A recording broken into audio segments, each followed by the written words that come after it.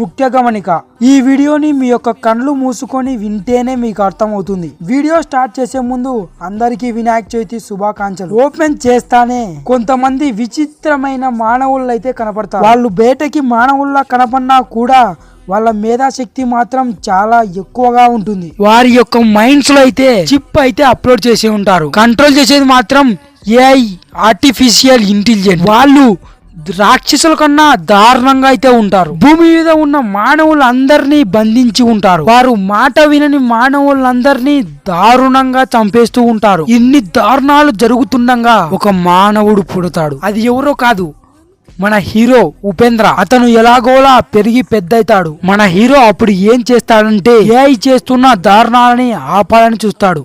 కానీ తన చేత అయితే కాదు. ఇతను చాలా కాలం ఆలోచించిన తర్వాత ఒకటి మాత్రం బాగా అర్థమవుతుంది. ఈ ఆర్టిఫిషియల్ ఇంటెలిజెంట్ ని తయారు చేసినది మానవులే కదా. కాబట్టి ఈ ఆర్టిఫిషియల్ ఇంటెలిజెంట్ కి లాస్ట్ 100 years లో తయారు చేసిన ఆయుధాలని ఎదుర్కోవడం మాత్రమే తెలిసి ఉంటారు. కానీ 15th century, 16th century, 17th century అక్కడ జరిగేటి మాత్రం అస్సలు తెలిసి ఉండదు. కాబట్టి మన హీరో ఇప్పుడు ఇలా ఫిక్స్ అవుతాడు, పాత పద్ధతుల్ని యూజ్ చేసి ఆర్టిఫిషియల్ ఇంటెలిజెన్స్ అయితే అంతం చేయొచ్చు అని. అప్పుడు ఏం చేస్తాడంటే పాత కాలంలో ఉన్న ఆయుధాలు మొత్తం బయటకి తీస్తాడు. మీకు ఒక డౌట్ వచ్చింటది, ఆయుధాలు ఎక్కడివి అని.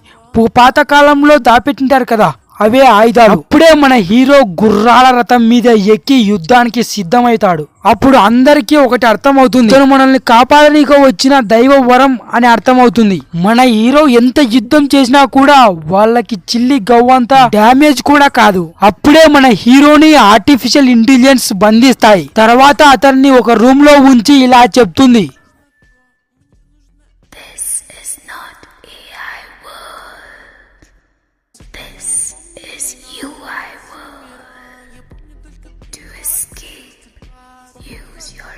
అంటే ఇది ఏఐ ప్రపంచం కాదు, యుఐ ప్రపంచం. ఇక్కడి నుంచి తప్పించుకునిక నువ్వు నీ మేధాశక్తిని ఉపయోగించాలి. అసలు main point UI full form నేను ఇంతవరకు చెప్పలేదు.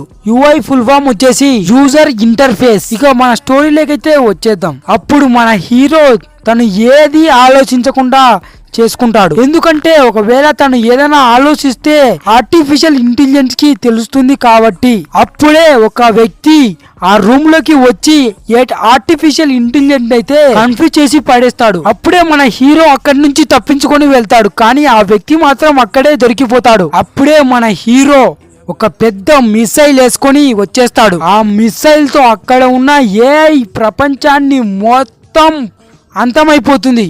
అప్పుడే యుఐ ప్రపంచం పుడుతుంది. దీంతో మూవీ అయితే ఎండ్ అవుతుంది. దీనికి పార్ట్ 2 అయితే ఉండబోతుంది. ఇది ఓన్లీ ఫ్యాన్ మేడ్ స్టోరీ మాత్రమే. ఇంతవరకు చూసినందుకు చాలా ధన్యవాదములు.